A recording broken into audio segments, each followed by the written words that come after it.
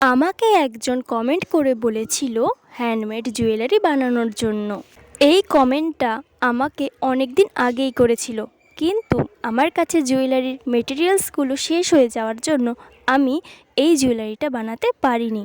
আমার কাছে যে টুলসগুলো হয় ফ্লাওয়ারের, সেইগুলো না থাকার জন্য কাগজের ওপর ফুল কেটে ফুলের শেপটা তৈরি করে নিয়েছি।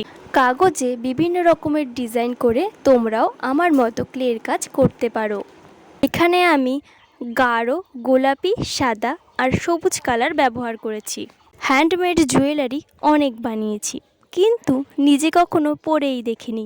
আজকে ভাবলাম পরেই দেখি কেমন লাগে।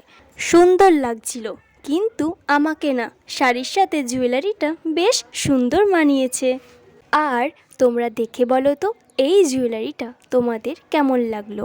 আজকের মতো এইটুখানি, দেখা হচ্ছে নেক্সট ভিডিওতে।